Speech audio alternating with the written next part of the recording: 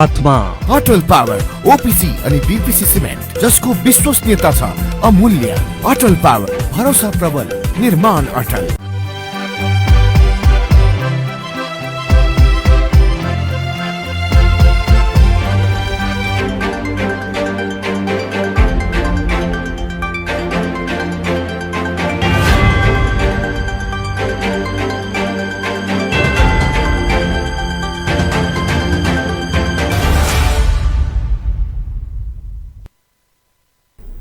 नमस्कार, राज्य खबरमा स्वागत छ। म कल्पना नेउपाने। सुरुमा राज्य खबरका हेडलाइनहरू। 5 महिना अघि अर्थमन्त्री पौडेलले निर्माण शुभारम्भ गरेको सडक अझै निर्माण सुरु भएन। ठेकेदारको लापरवाही, तत्काल काम सुरु नगरे ठेक्का भङ्ग गर्ने आयोजनाको चेतावनी। बजारमा चहल पहल बढे पनि सार्वजनिक सवारीमा देखिएन यात्रुको आकर्षण। लामो दूरी नखुल्दासम्म बस चलाउनुको औचित्य नहुने व्यवसायीको गुनासो। एमाले विवाद थप कचल्टियो। प्रधानमन्त्री फागुन 28 मा अड्किए। बालुवाटारको निर्णय मान्य नहुने माधव समूहको भनाई। क्यानाडाको दक्षिणी पेसिफिक क्षेत्रको तापक्रम 50 डिग्री सेल्सियस पुग्दै गर्मीका कारण कम्तीमा 130 जनाको ज्यान गयो। र युरोकप 2020 को क्वार्टर फाइनल समीकरण पूरा, 8 टिम बाहिरिए। शुक्रबारदेखि क्वार्टर फाइनलका प्रतिस्पर्धा हुने।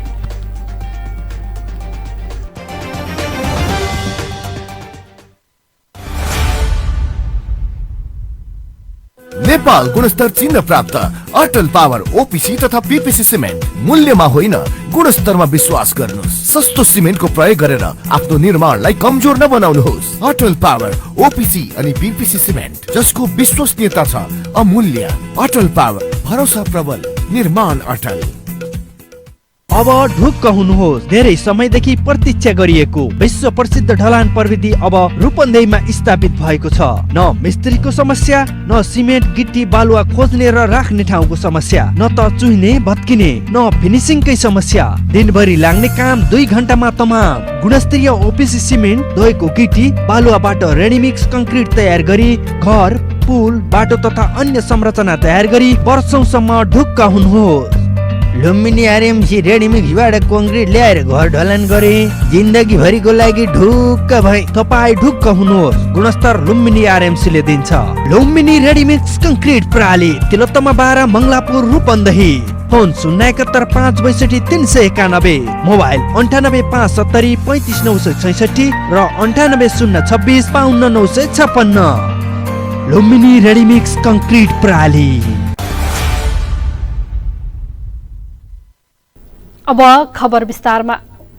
5 महिना अगाडि वर्तमान गृह तथा अर्थमन्त्री विष्णु पौडेलले निर्माण शुभारम्भ गरेको सडक अझै निर्माण सुरु भएको छैन। बुटवलको राजमार्ग चौराहादेखि गोलपार्कसम्मको सडक 6 लेन बनाउने काम ठेकेदारको लापरवाहीले रोकिएको छ। तत्काल देखिने गरी काम नथाले केही दिनमै ठेक्का भङ्गसम्म गर्ने र एडभान्स स्वरूप लगेको रकम फिर्ता ल्याउने चेतावनी आयोजनाले दिएको छ।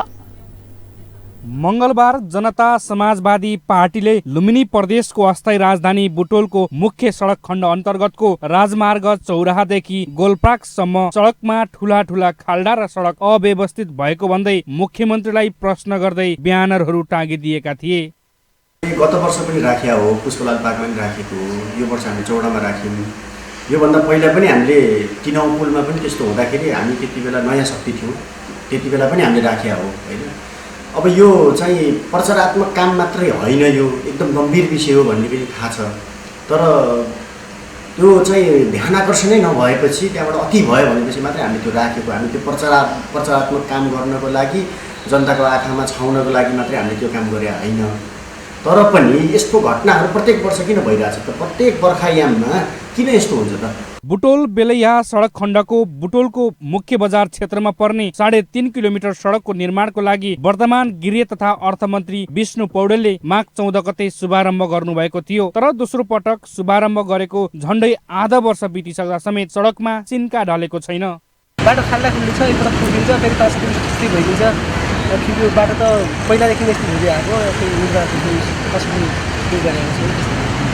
शुभारम्भ कार्यक्रममा निर्माणको ठेक्का पाएका कञ्चनजङ्घा बिरुवा जेबीले समयमै काम सक्ने प्रतिबद्धता जनाएका थिए। तर त्यस दिन यता कुनै पनि काम नगरेपछि भौतिक पूर्वाधार तथा यातायात मन्त्रालय, सडक विभाग, व्यापारिक मार्ग विस्तार आयोजना बेलैया बुटोल सडकले स्पष्टीकरण सोधेको छ। म्यादभित्रै निर्माण कार्य सम्पन्न नभए कारबाहीको अर्को विकल्प नभएको स्पष्टीकरण पत्रमा उल्लेख छ।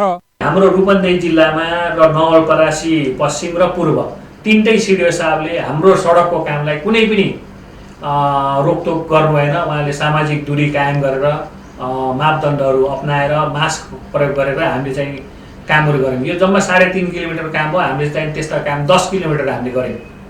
टोटल गर्यो भने त 20 किलोमिटर गऱ्यौँ होला हामीले डिबिएसटी समेत। त्यसकारण यो कन्ट्र्याक्टरको बाहना हो, कोभिड केही होइन। अब उनले चाहिँ काम गर्न नखोजेकै हुन्। अवस्था यो हो। अहिलेको अवस्थामा उनी हामीसँग कन्ट्याक्टमा थिएनन्। हिजोबाट फेरि कन्ट्याक्टमा आइरहेको अवस्था छ र हामीले अब उहाँलाई चाहिँ नि अप्रिय निर्णय गरेर उहाँलाई चाहिँ कारबाहीको घेरामा ल्याउँदैछौँ।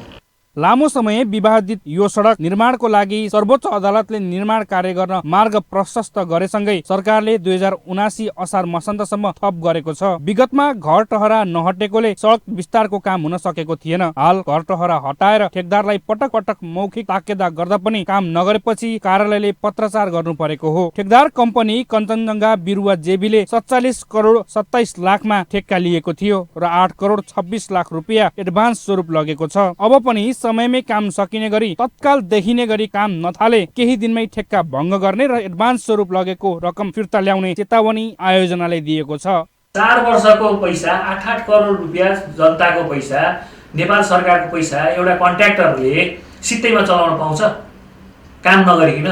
हो, यो पैसा मैले फिर्ता ल्याउँछु। उहाँले यो हेरिराख्नु छ टिभी पनि र मैले बोले यो पैसा उहाँले फिर्ता गर्नुपर्छ। उहाँले यो पैसा राजस्वमा जान्छ। राजस्वमा गएपछि उहाँको ठेक्का तोडिँदैन। उहाँले काम चाहिँ गर्नुपर्छ। यो पैसा नै मैले फिर्ता ल्याउँछु। उहाँलाई मैले एउटा स्पष्ट रूपमा के भन्छु भने उहाँले तुरन्त काम सुरु गर्नुहोस्। आजै गर्नुहोस्, अहिले गर्नुहोस्। पानी परेछ ठिक छ, पिच नगर्नुहोस् न। हाम्रो जनताहरू हिँड्ने खाल्टाखुल्टी रहित बाटो बनाउनुहोस् न। ग्राभल गर्नुहोस्, खाल्टा पुर्नुहोस् होइन। धुलो उड्यो भने तपाईँले पानी हाल्नुहोस्। पानी आएर खाल्टा पऱ्यो भने खाल्टा पुर्नुहोस्। अहिले चाहिँ राजमार्ग चौरादेखि गोलपार्कसम्म मान्छेहरू हिँड्ने बनाउनुहोस् होइन। यही हो उहाँलाई मैले भन्नुपर्ने। सडक विस्तारको लागि लकडाउनमै डोजर समेत प्रयोग गरी सडक किनारका घर टहरा हटाए पनि ठेकदारको लापरवाहीका कारण निर्माण कार्य अलपत्र भएको हो। घर टहरा भत्काउने काम गत वर्ष केही समय रोकिए पनि अदालतको आदेशपछि पुनः सुरु गरिएको थियो। यो सडक निर्माणका लागि कञ्चनजङ्घा बिरुवा जेबीले 2073 चैत्र 27 गते ठेक्का पाएको थियो। ठेकदार कम्पनी कञ्चनजङ्घा बिरुवा जेबीले 6 लेन सडक अन्तर्गतकै बेलैयादेखि बाइपास सडकसम्म 750 मिटर सडक र भैरवाको अञ्चलपुरदेखि लखनचोकसम्मको 3 किलोमिटर सडक पनि अझै पूर्ण रूपमा सम्पन्न गर्न सकेको छैन। राज्य खबरका लागि क्यामेरामा अर्जुन अधिकारीको सहयोगमा विमलपुरी, बुटवल। प्रधानमन्त्री एवं नेकपा एमालेका अध्यक्ष केपी शर्मा ओलीले पार्टीभित्रैबाट विरोधीसँगको साँठगाँठबाट सरकारलाई बदनाम गर्ने खेल भएको बताउनु भएको छ। प्रधानमन्त्री निवास बालुवाटारमा आज बसेको आयोजक कमिटिको अन्तिम बैठकलाई सम्बोधन गर्दै ओलीले पार्टीलाई गलत ढंगले कब्जा गर्ने र विरोधीसँगको साँठगाँठबाट सरकारलाई बदनाम गर्ने खेल भएको बताउनु भएको हो। उहाँले विकासको काममा जुटेको प्रधानमन्त्रीको राजीनामा माग गरेपछि मुलुक अस्थिरतातर्फ जाने अवस्था पैदा भएको जिकिर गर्नुभयो। ओलीले पार्टीभित्रको एकतालाई जोगाउन अधिकतम लचकता अपनाए पनि अर्को पक्षले त्यसलाई आफू अनुकूल प्रयोग मात्र गरेको तर्क गर्नुभयो। एमाले राष्ट्र हाँक्ने जिम्मेवारी बोकेको पार्टी भएकाले पार्टीभित्रको समस्यालाई राष्ट्रिय समस्याका रूपमा लिएको उहाँले बताउनुभयो। उहाँले मुलुकमा भ्रष्टाचार नियन्त्रण गरेर देखाएको र अन्य मुलुकसँगको सम्बन्ध सुमधुर बनाएको पनि दावी गर्नुभयो। पार्टीभित्रैबाट अविश्वास राख्न अप्ठ्यारो, अरूको अविश्वास राख्ने हैसियत नभएको त्यस्तो स्थितिमा अब राजीनामाको मागको एउटा एक खालको भन्ने हो भने यस्तो अस्वस्थताको चाहिँ बबन्डर मचाउन खोज्यो राजीनामा। यस ढङ्गको एउटा अस्थिरता ल्याउने खेल सुरु। एउटा पङ्क्ति पार्टी र गुट छुट्याउन नसकेर गुटको पछि गुटको साथ नहुने खालको स्थिति, दुःखद स्थिति बन्यो, जसबाट स्पष्ट भयो कि अब पार्टी एउटा असहज असामान्य स्थिति र दुर्घटनातर्फ जाँदैछ। जब पार्टी गलत ढङ्गले कब्जा गर्ने र गलत ठाउँमा पुर्याउने र देशलाई आन्दोलनलाई ध्वस्त पार्ने, पार्टीलाई ध्वस्त पार्ने र देशलाई ध्वस्त पार्ने स्थिति बनेपछि वास्तवमा कम्युनिस्टहरू जुरुक्क उठे, पार्टी जुरुक्क उठ्यो र पार्टीलाई एक ढङ्गले भन्यो भने पार्टीहरूले कब्जा लिइसकेको स्थितिमा पुनर्गठित गर्यो। त्यस्तै प्रधानमन्त्री ओलीले प्रतिनिधि सभाले देश हाँक्न सक्ने अवस्था नदेखिएपछि विघटन गर्न बाध्य भएको उल्लेख गर्नुभयो।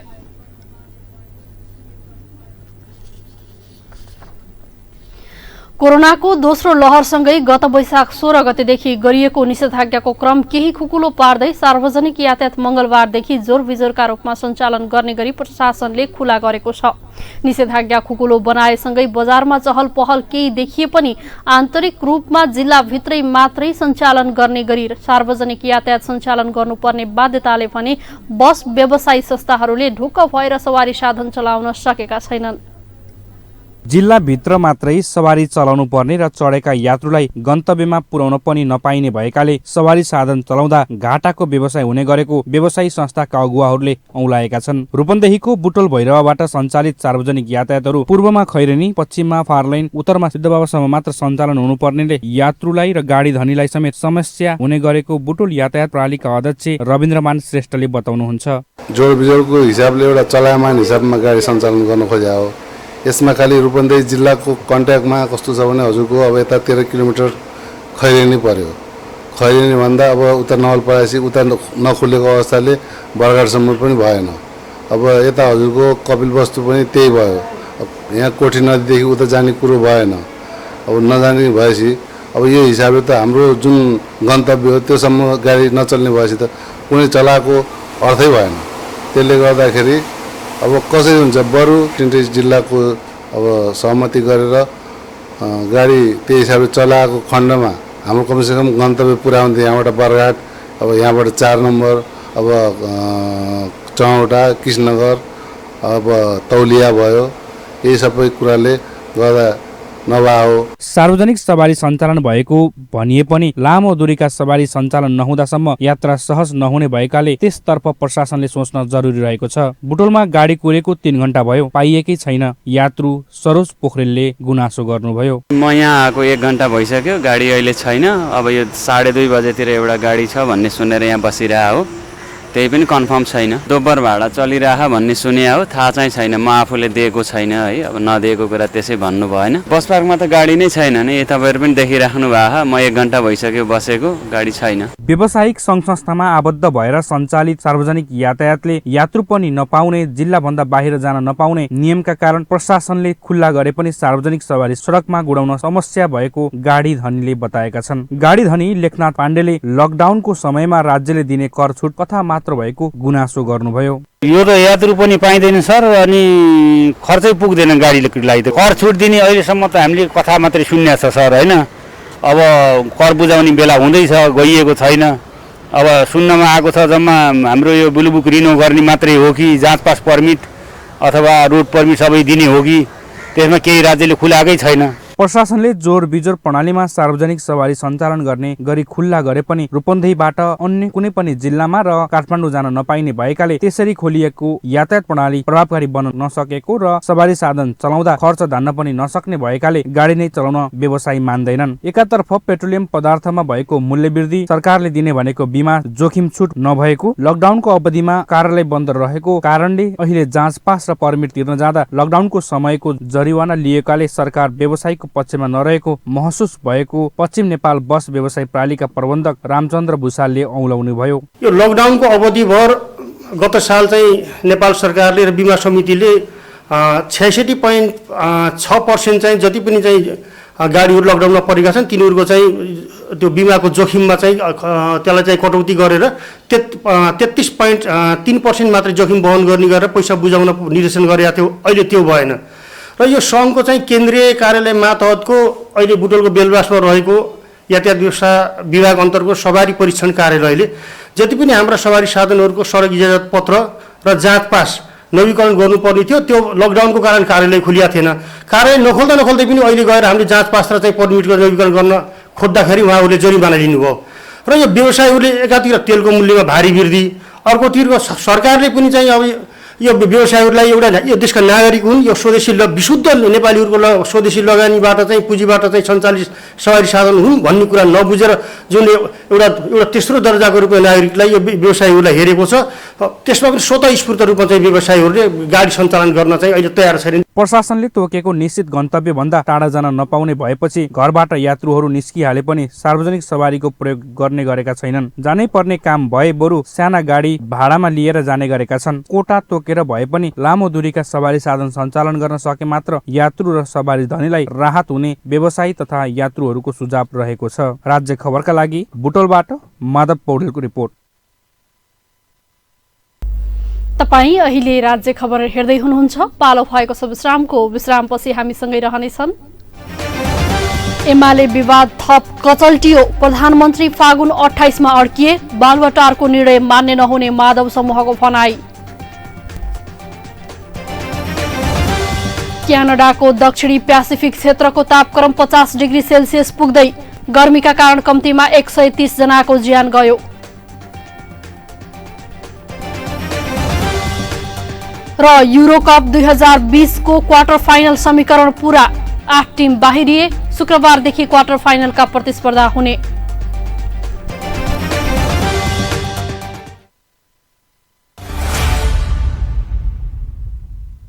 के तपाईलाई थाहा छ नेपाल दूध, मासु, अण्डा र माछामा आत्मनिर्भर हुँदैछ अनि यही दूध, मासु, अण्डा र माछाको सेवनले कोभिड-19 जस्ता रोग विरुद्ध प्रतिरोधात्मक क्षमताको विकास हुन्छ। त्यसैले दूध, मासु, अण्डा र माछाको नियमित सेवन गरौँ, स्वस्थ बनाऊ। पशु पंक्षी तथा मत्स्य विकास निर्देशनालय, जानकीनगर, रूपन्देही। खोक्न फेरि सुरु भयो है। चुरोट छोड्नु भनेको मान्नुहुन्न? खासै खोकी छैन। थाहा छ, चुरोट, खैनी जस्ता सुर्तीजन्य पदार्थ सेवन गर्नेहरूलाई कोरोना संक्रमण भएमा गम्भीर लक्षण देखिने र जटिलता समेत हुन्छ। थाहा छ, तिमीले पनि अनेक कुरा थाहा पाउँछौ। हो त, सुर्तीजन्य पदार्थले फोक्सोमा पहिले नै क्षति पुगिसकेको हुन्छ अनि कोरोना संक्रमण भयो भने झन क्षति पुर्याउँछ। अनि अरू? फेरि चुरोट, सुर्ती, हुक्का खाँदा हातका औँलाले ओठ, मुख र नाकमा छुने, अझ एक अर्का बीच साटासाट गरी खानेहरूमा त कोरोना सर्ने जोखिम झन बढी हुन्छ। हो र? नयाँ तर निकै महत्त्वपूर्ण कुरा भन्यौ तिमीले। अबदेखि म कुनै पनि किसिमको सुर्तीजन्य पदार्थ खाँदै खान्न। सुर्तीजन्य पदार्थको सेवन गर्नेहरूमा कोभिड-19 को संक्रमणको गम्भीर लक्षण देखि जटिलता समेत हुन्छ। त्यसैले सुर्तीजन्य पदार्थ कहिल्यै सेवन नगरौं। कोभिड-19 बाट बचौं र बचाऊ। विश्रामपछि पुनः स्वागत छ। अब बाँकी खबर। सभामुख अग्निप्रसाद सापकोटाले प्रतिनिधि सभा विघटनको विषयमा अदालतले संविधान अनुसार नै निर्णय गर्ने विश्वास व्यक्त गर्नुभएको छ। संसद दिवसका अवसरमा आज सिंहदरबार स्थित संसद सचिवालय परिसरमा वृक्षारोपण गर्दै सभामुख सापकोटाले प्रतिनिधि सभा विघटन असंवैधानिक र अलोकतान्त्रिक रहेको भन्दै अदालतले संविधान अनुसार नै निर्णय गर्ने विश्वास व्यक्त गर्नुभएको हो। संविधानको मर्म भावना बहुसंख्यक सांसदको मनोभावना अनुसार नै यो विषय निरूपण हुने उहाँको भनाइ छ। त्यस्तै उहाँले वातावरणबाट हुने असरबाट मुक्त हुन वृक्षारोपणमा सहभागी हुन सबैमा अपील गर्नुभयो। विघटन भयो, भइसकेपछि 8 गते मैले चाहिँ 8 गते आफ्ना धारणाहरू व्यक्त गरिसकेको छु। यो गैर संवैधानिक छ, अलोकतान्त्रिक छ र यो चाहिँ बेठिक भएको छ भन्ने कुरा गरिसकेको छु र अहिले अब यो विषयमा अदालतमा बहस भइरहेको छ। अब विचाराधीन छ। मलाई विश्वास छ यो गैर संवैधानिक अलोकतान्त्रिक भएको हुनाले अदालत सही निष्कर्षमा पुग्छ भन्ने मलाई विश्वास छ। संविधानको मर्म भावना, संविधान सभाको स्पिरिट अनि त्यसपछि बहुसंख्यक सांसदहरूको मनोभावना र सबैको मनोभावनालाई बुझेर मुख्यतः संविधान अनुसार नै यो निरूपण हुन्छ भन्ने मैले विश्वास राखेको छु। सभामुख सापकोटाले सचिवालयको बगैँचामा रुद्राक्षको बिरुवा रोप्नु भएको हो। सो अवसरमा राष्ट्रिय सभाका उपाध्यक्ष शशिकला दाहाल, संघीय संसदका महासचिव डाक्टर भरतराज गौतम, प्रतिनिधि सभाका सचिव गोपालनाथ योगी, सचिवालयका सचिवहरू ध्रुव घिमिरे, सुदर्शन खतिवडा लगायतले पनि सचिवालय परिसरमा वृक्षारोपण गर्नुभएको थियो। प्रधानमन्त्री केपी शर्मा ओलीको प्रतिगमनको विरुद्ध विपक्षी संयुक्त विद्यार्थी संगठनले आज मुलुकका विभिन्न शहरमा पुतला दहन गरेका छन्। प्रतिनिधि सभा विघटन गरेको तथा एकपछि अर्को असंवैधानिक कार्य गरेको भन्दै आन्दोलित विद्यार्थी संगठनले घोषित कार्यक्रम अनुसार प्रधानमन्त्री केपी ओलीले प्रतिगामी कदम चालेको भन्दै प्रदर्शन गरी पुतला दहन गरेका हुन्। रूपन्देहीको बुटवलमा बुटवल बहुमुखी क्याम्पस नजिकै विद्युत चोकमा संयुक्त विद्यार्थी संगठनले ओलीको पुतला दहन गरेका हुन्। प्रधानमन्त्री ओली र राष्ट्रपति विद्यादेवी भण्डारी विरुद्ध चर्को नाराबाजी समेत गरेका थिए। संयुक्त विद्यार्थीहरूले प्रदर्शन गर्दै कोणसभामा समेत गरेका थिए।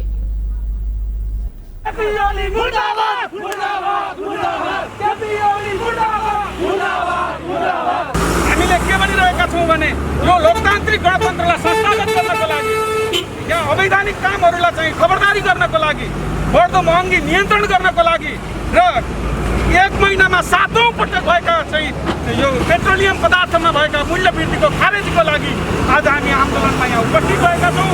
लेखिएको संविधानलाई बलात् आक्रमण गर्ने केपी सरकारलाई हामीले बारम्बार विरोध गर्दा पनि आज जनताको आवाज नसुनिसकेपछि हामी देशव्यापी रूपमा संयुक्त विद्यार्थी संगठनको एउटा मोर्चा बनेर आज 77 जिल्लामा जुन किसिमको यो प्रधानमन्त्री केपी ओलीको पुतला दहन कार्यक्रम सफल भइरहेको छ, त्यस कार्यक्रममा सहभागी हुनुहुने सम्पूर्ण संगठनका साथीहरूलाई हार्दिक धन्यवाद दिँदै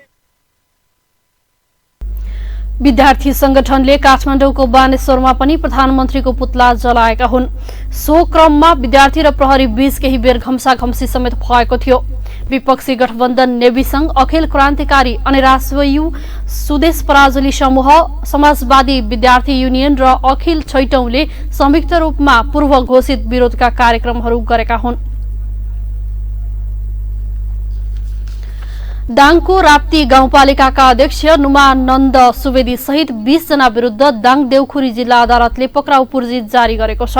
देउखुरी बचत तथा ऋण सहकारी संस्थाको 5 करोड बढी रकम हिनामिना गरेको आरोपमा गाउँपालिका अध्यक्ष सुवेदी सहित 20 जनालाई पक्राउ गर्न अदालतले आदेश गरेको छ। अदालतका श्रेष्ठदार धनसिंह गिरीले उनीहरूलाई पक्राउ गरी अदालतमा पेश गर्न आदेश जारी गरेको बताउनुभयो। 35 दिने पक्राउ पूर्जी जारी गरिएको भन्दै यो बीचमा पनि पक्राउ गरेर अदालतमा हाजिर नगराए घरमै म्याद ट्याङ्गिने बताउनुभयो। सहकारीको रकम हिनामिना गरेको आरोपमा 4 जना कर्मचारीलाई यसअघि नै अदालतले पूर्वपक्षका लागि थुनामा राख्न आदेश गरेको थियो।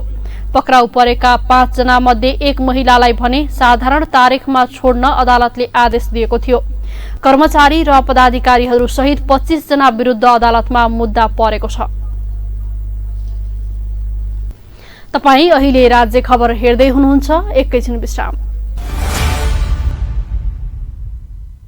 सूचना। कालो ढुसीबाट बच्न सफा र सुक्खा मास्कको प्रयोग गरौँ।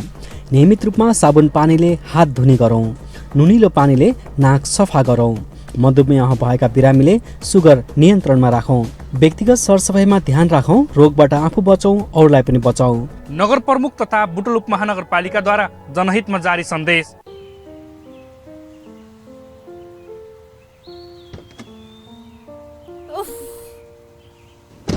तिमीले फेरि चुरोट खान थालेको? कुर्दा कुर्दै एउटा मात्रै? जति भने नि मान्दैनौ। जान्न म कतै नि। एकछिन कुर्दा पनि। सरी बाबा, सरी, गल्ती भयो। तिम्रो कसम, अबदेखि खान्न। बरु जाउँ कतै लन्च खान। चुरोट, हुक्का, खैनी जस्ता सुर्तीजन्य पदार्थ पूर्ण रूपमा निषेध भएको रेस्टुरेन्टमा मात्रै जान्छु म। मलाई पनि थाहा छ, चुरोट, खैनी जस्तो सुर्तीजन्य पदार्थले मलाई, तिमीलाई र भविष्यमा हामीबाट जन्मने बच्चालाई समेत असर गर्न सक्छ। धूम्रपान तथा सुर्तीजन्य पदार्थको सेवन कहिल्यै नगरौँ। आफ्नो स्वास्थ्यप्रति आफै सजग र जिम्मेवार बनाऊ। राज्य खबरमा विश्रामपछि पुनः स्वागत छ। बाँकी खबर अघि हेडलाइन पुनः एकपटक। 5 महिना अघि अर्थमन्त्री पौडेलले निर्माण शुभारम्भ गरेको सडक अझै निर्माण सुरु भएन। ठेकेदारको लापरवाही, तत्काल काम सुरु नगरे ठेक्का भंग गर्ने आयोजनाको चेतावनी।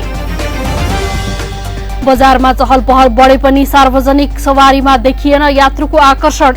लामो दूरी नखुल्दासम्म बस चलाउनुको औचित्य नहुने व्यवसायीको गुनासो। एमाले विवाद थप कचल्टियो। प्रधानमन्त्री फागुन 28 मा अड्किए। बालुवाटारको निर्णय मान्य नहुने माधव समूहको भनाई। क्यानाडाको दक्षिणी प्यासिफिक क्षेत्रको तापक्रम 50 डिग्री सेल्सियस पुग्दै। गर्मीका कारण कम्तीमा 130 जनाको ज्यान गयो। र युरोकप 2020 को क्वार्टर फाइनल समीकरण पूरा। 8 टिम बाहिरिए। शुक्रबारदेखि क्वार्टर फाइनलका प्रतिस्पर्धा हुने।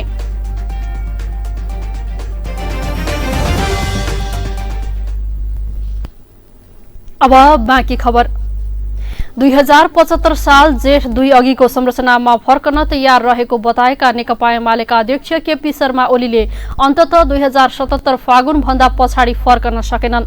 बुधबार बालुवाटारमा बसेको महाधिवेशन आयोजक कमिटिको बैठकले एमालेलाई 2077 फागुन 28 सम्म फर्काएको छ, जबकि माधव नेपाल पक्षले 2075 जेठ 2 मा फर्कनुपर्ने शर्त राख्दै आएको छ।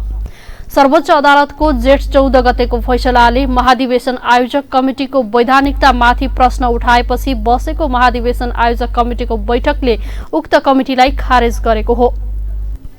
कमिटी खारेज भएसँगै माधव कुमार नेपाल पक्षलाई गरिएका सम्पूर्ण कार्यवाही पनि खारेज भएको प्रवक्ता प्रदीप गेवालीले जानकारी दिनुभयो। बैठकले नेकपा एकता प्रक्रियामा एमालेबाट थपिएका रघुवीर महासेठ, विष्णु रिमाल, बेदुराम भूषाल र रघुजी पन्त सहित माओवादीतर्फ नलागी एमालेमा समाहित भएका रामबहादुर थापा बादल, टोप बहादुर रायमाझी, लेखराज भट्ट, मणि थापा स्थायी कमिटिमा लैजाने निर्णय भएको उहाँले बताउनुभयो। विधिको शासन पालना गर्ने पार्टीले त्यो जतिसुकै अप्रिय भए पनि अर्को अन्यथा निर्णय नहुँदासम्म अदालतको आदेशको पालना गर्नु हाम्रो कर्तव्य पनि हो। त्यसकारणले हामीले त्यो अदालतको फैसलालाई समेत ध्यानमा राखेर, त्यो मात्रै होइन त्यसका अरू पनि कारणहरू छन्, पार्टी एकताका निम्ति यसबीचमा भएका निरन्तरका प्रयासहरू, अध्यक्षले गएको जेठ 23 गते गर्नुभएका आह्वानहरू यी सबै पनि छन्। तर सँगसँगै अदालतको एउटा सन्दर्भलाई समेत ध्यानमा राखेर 10औं राष्ट्रिय महाधिवेशन आयोजक कमिटीलाई पुनः केन्द्रीय कमिटीमै रूपान्तरित गर्ने र अब पार्टी केन्द्रीय कमिटीकै तहबाट सञ्चालित हुने, केन्द्रीय कमिटीकै नामबाट सञ्चालित हुने पहिलो निर्णय हामीले यो गरेका छौँ। महाधिवेशन आयोजक कमिटीलाई केन्द्रीय कमिटीमा रूपान्तरित गर्ने यो फैसलासँगै त्यो कारबाही निष्प्रभावी भएको छ। अब त्यो कारबाहीको कुनै सन्दर्भ रहेन।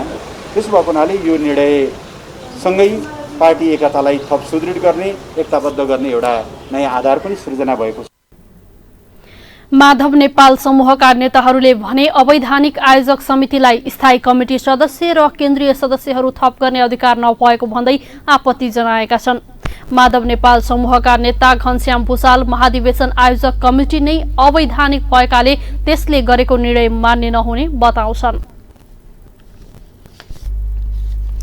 राज्य खबरको सिलसिलामा अब विदेशको खबर। क्यानाडामा उच्च तापक्रम बीच तातो हावाका कारण दर्जनौंको मृत्यु भएको छ। भ्यानकुभर क्षेत्रमा प्रहरीले विगत 5 दिन यता 130 जनाको मृत्यु भएको जनाएको छ। मृत्यु हुनेमा धेरै वृद्ध तथा अन्य रोगबाट पीडित भएको बताएको छ। धेरै केसहरूमा हीट वेभ मृत्युको प्रमुख कारण रहेको बताइएको छ। प्रहरीका अनुसार भ्यानकुभरमा कम्तीमा 65 जनाको हीट वेभकै कारण मृत्यु भएको छ। त्यस्तै ब्रानबीमा 34 र सरेमा 38 जनाको आकस्मिक मृत्यु भएको बताइएको छ। हिजो क्यानाडाको ब्रिटिश कोलम्बियामा लगातार तेस्रो दिन हालसम्मकै उच्च 49.5 डिग्री सेल्सियस तापक्रम मापन गरिएको थियो। यसअघि क्यानाडाको इतिहासमा कहिले पनि 45 डिग्री सेल्सियस भन्दा बढी तापक्रम कहिले पनि नपुगेको थिएन। उत्तर पश्चिमी अमेरिका र क्यानाडामा उच्च चापका कारण हिट वेभ सिर्जना भएको बताइएको छ।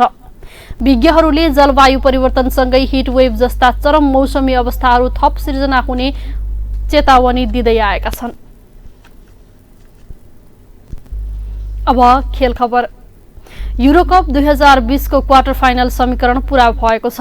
गैराती अन्तिम 16 का 2 खेल सकिएसँगै क्वार्टर फाइनल पुग्ने 8वटै टिमको टुङ्गो लागेको छ। राति भएको खेलमा इङ्ल्यान्डले जर्मनीलाई 2-0 र युक्रेनले स्विडेनलाई 2-1 ले हराउँदै क्वार्टर फाइनलमा स्थान सुनिश्चित गरेका हुन्। साथै क्वार्टर फाइनलको समीकरण पनि तय भएको छ। इङ्ल्यान्डले अब क्वार्टर फाइनलमा युक्रेनसँगै खेल्नेछ। यस्तै यसअघि नै अन्य 3 क्वार्टर फाइनल खेलको समीकरण तय भइसकेको छ, जसमा बेल्जियमले इटलीसँग खेल्नेछ भने स्विजरल्यान्डले स्पेनसँग खेल्नेछ। यस्तै चेक रिपब्लिक र डेनमार्क बीच अर्को क्वार्टर फाइनल खेल हुनेछ। क्वार्टर फाइनलमा बेल्जियम र इटली बीचको विजेता अनि स्पेन र स्विजरल्यान्ड बीचको विजेताले पहिलो सेमी फाइनल खेल्नेछन्। अर्कोतर्फ इङ्ल्यान्ड र युक्रेन बीचको विजेता तथा चेक र डेनमार्क बीचको विजेताले अर्को सेमी फाइनल खेल्नेछन्। साबिक विजेता पोर्चुगल, साबिक उपविजेता फ्रान्स अनि सर्वाधिक 3 पटकको विजेता जर्मनी भने अन्तिम 16बाटै आउट भएका छन्। क्वार्टर फाइनलका खेलहरू शुक्रबार पौने 10 बजेदेखि सुरु हुनेछ। जुलाई 2 देखि सुरु हुनेछ, जस अन्तर्गत स्विजरल्यान्ड भर्सेस स्पेन शुक्रबार राति पौने 10 बजे, बेल्जियम भर्सेस इटली शनिबार बिहान पौने 1 बजे, चेक रिपब्लिक भर्सेस डेनमार्क शनिबार राति पौने 10 बजे र युक्रेन भर्सेस इङ्ल्यान्ड आइतबार राति पौने 1 बजे हुने खेल तालिका रहेको छ। राज्य खबरको अन्त्यमा आइपुग्यौं। जाँदा जाँदै हेडलाइनहरू। 5 महिना अघि अर्थमन्त्री पौडेलले निर्माण शुभारम्भ गरेको सडक अझै निर्माण सुरु भएन। ठेकेदारको लापरवाही, तत्काल काम सुरु नगरे ठेक्का भङ्ग गर्ने आयोजनाको चेतावनी। बजारमा चहल पहल बढे पनि सार्वजनिक सवारीमा देखिएन यात्रुको आकर्षण। लामो दूरी नखुल्दासम्म बस चलाउनुको औचित्य नहुने व्यवसायीको गुनासो। एमाले विवाद थप कचल्टियो। प्रधानमन्त्री फागुन 28 मा अड्किए। बालुवाटारको निर्णय मान्य नहुने माधव समूहको भनाई। क्यानाडाको दक्षिणी प्यासिफिक क्षेत्रको तापक्रम 50 डिग्री सेल्सियस पुग्दै। गर्मीका कारण कम्तीमा 130 जनाको ज्यान गयो। र युरोकप 2020 को क्वार्टर फाइनल समीकरण पूरा। 8 टिम बाहिरिए। शुक्रबारदेखि क्वार्टर फाइनलका प्रतिस्पर्धा हुने।